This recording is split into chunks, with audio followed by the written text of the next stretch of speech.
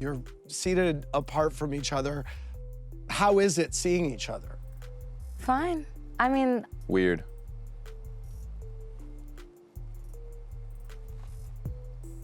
I'm fine. Very weird on my end. Very weird. Yeah, just weird. Chris, I'm so curious, how does your mom feel about Huda now? I'll just say she's happy with how things played out. Can't speak about my relationships outside the villa. Okay. And why is that? Legal reasons. Legal I'm not allowed to speak. It's Netflix. I'm not allowed to talk about it. Netflix won't let you Netflix say said- whether you're Not dating supposed somebody? not supposed to talk about it, unfortunately. I'm sorry. You were like on a red carpet, I think, with someone. Was that someone that you're seeing? I'm not allowed to speak on it. I'm so sorry. Okay. Tell Netflix this was the #1 streaming show of the I summer. apologize. Okay. I really am sorry. All right. Austin, you're super close with Jeremiah. What do you make of all this? I'm so sorry. I was just zoned out for like 5 minutes. Welcome back. Am I missing something? If you think of something, call on us. What if I told you that the couples discussing their bright futures on this reunion stage would be digitally divorced within weeks of filming? That two supposed best friends orchestrated one of the most devastating betrayals in reality TV history? And that the cheating scandal everyone's talking about involves hotel lobbies, golf courses, and Snapchat confessions that would make your jaw drop? But here's the real question. How does watching people plan exclusive relationships hit different when you know those relationships allegedly imploded before the reunion even aired? The dramatic irony is suffocating. And what happened after filming wrapped makes the villa drama look like child's play. But before we get started, could you do me a quick favor and hit that subscribe button? It helps the channel grow so I can keep bringing you this kind of in-depth reality TV analysis. I'm also very curious what you guys thought of the reunion special. Were there any burning questions they left unanswered? Drop your thoughts in the comments below. Because what we're about to uncover will change how you see every single one of these relationships forever. Zach joining this reunion via Zoom was already awkward. But what happened during his appearance exposed something much deeper about accountability in the digital age. You could literally see Zach lying down in bed, completely disconnected from the chaos he'd helped create. When Amaya finally got her chance to address him directly about the Stand on Business challenge, her approach was surgical. No screaming, no dramatics, just clear, direct communication about how his behavior affected her and why ganging up on her was problematic. But here's what's really interesting. Zach's acknowledgement felt genuine, thanking her for the conversation and admitting he shouldn't have joined the pile-on. The visual of him, horizontal, while others sat up straight, was accidentally perfect symbolism for his entire villa experience. Yet this moment of accountability was nothing compared to the explosive confrontation that was about to unfold between Bryan and Zach. And trust me, what Bryan revealed about Zach's behind-the-scenes strategy sessions will make you question everything you thought you knew about his villa motivation. The tension had been building, but when Bryan finally got his moment to address Zach's accusations, he came with receipts that completely dismantled Zach's credibility. It all started when Zach allegedly accused Bryan of being in the villa for the money, which Zach quickly tried to deny when called out. But Bryan wasn't having any of that revisionist history. You did it for the money? Yeah. Nah, I never said that. Nah. I never said that, bro. Yeah. Sorry, You should probably I can't hear what's it. You should probably go check up on that. Then Bryan revealed the private conversations that completely contradicted Zach's public persona. He said it wasn't genuine and he feels I did it for the money. Here's where it gets devastating. Bryan's insider knowledge about Zach's actual villa strategy. But I think he forgot a certain conversation that me and the Costa boys had. He was the one trying to dissect the game and strategize. Now I'm the one who said, just be appreciative, be here and go off your feelings. I remember we were dying for chats. He came out and said, I don't even want no chats, I want to chill with the boys. If he was really genuine with Amaya, he would have been crying for a chat. Instead, he didn't and got dumped for that. Amaya joined the destruction with surgical precision, pointing out Zach's performative behavior. You only have conversations with people when it was time to have a chat. It could be very performative at times because once you knew the cameras were on, that's when it was time to have this whole Grammy Award-winning actor scene for you. You will only have conversations with people when it was time to have a chat. It could be very performative at times, because once you knew the cameras were on, that's when it was time to have this whole Grammy Award-winning actor scene for you. Like, let's be very for real. Okay. Final words on the matter? I had to pause after that Grammy Award-winning actor line to make sure I heard it right. It was so classically cute, Amaya, I couldn't help myself. Her calling out exactly what everyone was thinking about Zach's convenient timing with emotional moments. Zach's defeated, okay, response said everything. He knew he'd been completely exposed. But the final twist, after getting absolutely demolished, Zach ended with, I hope you know they stay together and nothing more. And thinking about it now, even in defeat, he couldn't resist one last passive-aggressive dig. This confrontation revealed something crucial about villa dynamics that production doesn't want you to see. The strategic players often disguise themselves as the authentic ones while calling genuine connections fake. But if you think that takedown was brutal, wait until you witness the friendship betrayal that makes villa drama look like kindergarten playground disputes. What happened next was the most devastating segment, and it's about to show you exactly how quickly villa friendships crumble when real-world morality gets involved. Olandria and Shelley explaining how they begged Huda for support during their racist harassment, only to be met with silence, was watching a friendship die in real time. The betrayal in Olandria's voice when she described people putting her face on George Floyd's body, while Huda, who had the largest following, chose to stay quiet, was devastating. But here's the part that made it unforgivable. Huda's excuse about being too hectic and busy to make a single social media post defending her friends. But Huda, why didn't you do the post that Olandria asked you? I was dealing with so much outside of that. I didn't know what to say in that moment because I was dealing with so much. I wanted to address more than just that. We're talking about 30 seconds of effort to speak against racist harassment, and she couldn't be bothered. The moment when Olandria said you seen two different people, comparing Villa Huda, who talked about planning trips together, to post Villa Huda, who abandoned them during their darkest moment, was friendship assassination in HD. What makes this betrayal worse is that Huda's silence wasn't passive. When someone with a large platform chooses not to speak against racism targeting their friends, that silence becomes permission. Her fans continued the harassment while she said nothing. Both women made it crystal clear they can't see having a friendship with her anymore. And honestly, after what we're about to reveal about the post-reunion chaos, their judgment was spot on. Truly wish you would have just prioritized that moment to just address the racism and the bullying towards me and Shelley. I was getting hated on as well racially. I get that, but your face was not plastered on fucking George Floyd's body. I didn't Mine even see was. that. That shit is hurt. That shit hurt. And I'm sorry. That shit hurt, bro. I'm really sorry. We was close. I'm really... Let me know in the comments, have you ever had a friend completely abandon you when you needed them most? But if you think that's the most shocking betrayal, wait until you hear about the cheating scandals that exploded right after this reunion was filmed. Here's where this reunion becomes a twisted time capsule. Bryan and Amaya's digital divorce hit the internet just hours before this reunion aired. The cheating allegations started with a TikTok video showing Bryan pouring shots into women's mouths at a party. But it escalated when a woman named Morgan claimed she saw him with another woman at an LA club and alleged he brought her back to his Airbnb room. Now, Bryan's lapse in judgment comment during the reunion takes on completely new meaning. His defense of just being a paid bartender who was pouring shots and crowd-pleasing sounds even weaker when you know the relationship couldn't survive the scrutiny. The most heartbreaking part? Amaya's TikTok reposts after they unfollowed each other. How it feels when you know you have to leave him alone.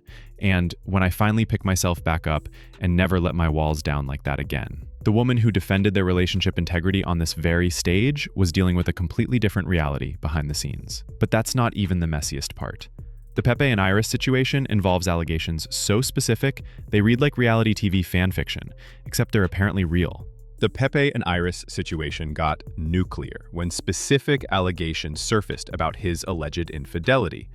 A woman named Melissa Pravada allegedly posted Instagram stories of Pepe playing basketball at the Cardinal Golf Course in Plymouth, Michigan, with flirty captions tagging him. But the real bombshell was an alleged Snapchat screenshot claiming, "Had sex with Pepe in the hotel lobby last night and have to work with him all weekend, still gonna be sick." The detail is so specific, it's either completely fabricated or devastatingly real. Watching their reunion segment where they discuss being exclusive and taking things slow becomes painful, knowing Iris would later post that Fleetwood Mac's Silver Springs story, literally the most famous breakup anthem in history. The fact that her entire family unfollowed Pepe, including her sister Ruby, suggests these allegations had serious credibility in their circle. The timeline is particularly brutal. Pepe was telling TMZ, we're great on August 8th, posted a cute video with Iris on August 15th, and then everything allegedly imploded right before the reunion aired. This means we're watching people plan exclusive relationships while cheating scandals were already brewing. But there's more drama coming that'll make you question everything you thought you knew about these Villa connections. Nick's decision not to reach out to Sierra based on her post-Villa social media activity reveals how Villa connections die when people's true personalities emerge online. Whatever she was posting apparently showed Nick a side that made him uncomfortable maintaining even basic friendship. This exposes a reality TV truth nobody discusses. Sometimes the person you bonded with in the Villa becomes someone completely different once they have followers and opinions to share. Social media reveals character in ways the Villa never could. But speaking of character revelations, Belle-A's appearance proved that not everyone gets corrupted by fame. Bella's brief reunion moment was refreshingly honest about Love Island's duality, experiencing both love and backlash simultaneously. Her continued support for Huda, despite everything, showed genuine loyalty, even when it wasn't the popular position. The fact that she and Huda hadn't actually seen each other since leaving, despite claiming to be close, was telling. Sometimes forever love ends at the airport, when maintaining connections requires actual effort. Her wisdom about choosing herself over romantic entanglements proved prophetic, given what happened to everyone else's relationships. Comment below. Do you think Belle made the right choice, prioritizing herself over Villa romances? But not everyone handled post-Villa life with such grace, as we're about to see. Hannah's emotional response to finally seeing the girls' deliberation footage was gut-wrenching, because she'd spent months creating narratives about what she'd done wrong, carrying guilt that wasn't entirely hers. Her gracious response, understanding that someone had to go home and it wasn't personal, demonstrated emotional maturity that put most of the cast to shame. I want to end up disappointed or feeling hurt or upset. Iris is the best woman ever, and that's my girl. And she had my back, and I want to have her back through everything. More importantly, her explicit defense of her Villa friendships against people trying to poison those relationships showed genuine character. The girls' immediate regret while rewatching their own decision-making process proved this wasn't calculated game playing. These were genuine friendships, making impossible choices under artificial pressure. Hannah's refusal to let public opinion destroy her relationships was the opposite of how other contestants handled post-Villa dynamics. She chose grace over grievance, which probably explains why she maintained positive relationships while others burned bridges. This kind of emotional intelligence becomes even more impressive when you see what happened to everyone else. But there's one more accountability moment coming that'll surprise you. Jeremiah's reunion segment became a masterclass in defending yourself without losing your dignity, especially when Ace and others accused him of love bombing. The confrontation revealed layers of Villa dynamics that never made it to air. The love bombing allegations centered around Jeremiah telling Huda he loved her multiple times within days, but his defense was surprisingly sophisticated. The definition of love bombing has to involve intent and manipulation. If you saying I love you twice in 3 days, and then me saying, yo, sometimes I do too much, I'm gonna be overbearing, let me know if I'm tripping, and you say, no, you're doing fine. How am I love bombing you if I'm coming to you and asking you, yo, I think I'm doing too much, am I? And you say no. And then also at the same time, I'm not doing enough. So with those 3 facts alone, in my eyes, I can't be love bombing you, because those all contradict what love bombing is. This was actually a compelling point. Traditional love bombing involves deliberate manipulation without self-awareness or checking in with the other person. Jeremiah's argument that he was actively seeking feedback complicates the narrative. But Ace wasn't backing down, confronting Jeremiah about his overall Villa behavior. When I hear comments about getting the money, when I hear comments about followers outside the Villa, I don't feel this is a genuine connection. When I hear comments about getting the money, when I hear comments about followers outside the Villa, I don't feel this is a genuine connection. Jeremiah's response was immediate and direct. I'll clear that up real quick. One, I never mentioned the money. I remember I made a joke where oh, when we get out of here or when we win. I didn't go in there, let me go get 50, let me go stress for 6 weeks to get 50 racks. That's not, respectfully, I'm not going through that 50 racks, you feel me? It was never about the money. It was never about, oh, I can't wait to get out in here and see what I got. So I'm not gonna go in here rolling the dice, try to get followers, that's dumb. The financial argument made sense. Why would someone put themselves through Villa stress for money they could make elsewhere?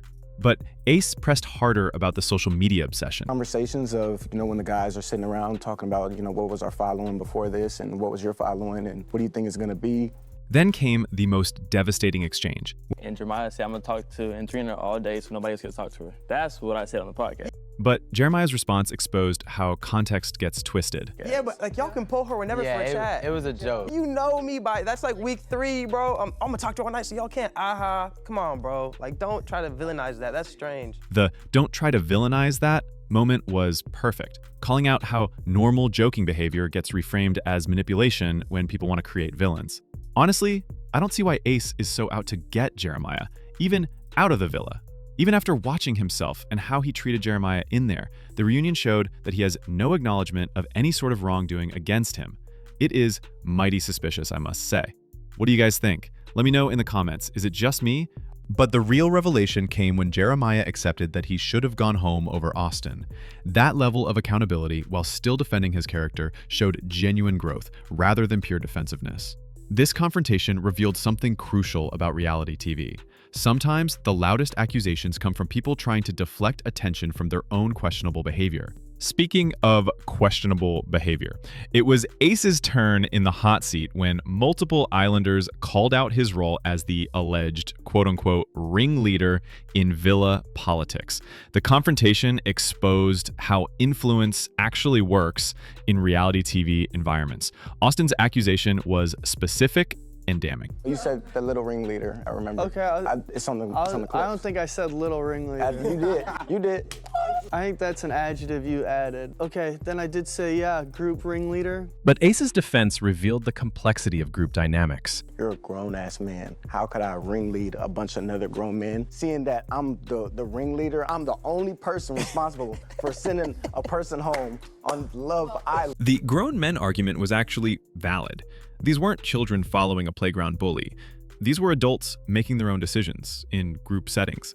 But Charlie's observation cut deeper. Definitely trying to figure out where everyone's heads are at. Definitely always asking, yo, who you want to talk to today, but not giving out as much information in return. And when I started noticing that, I was like, okay, maybe I've got to start keeping my cards close to my chest. The distinction between being vocal and being manipulative matters.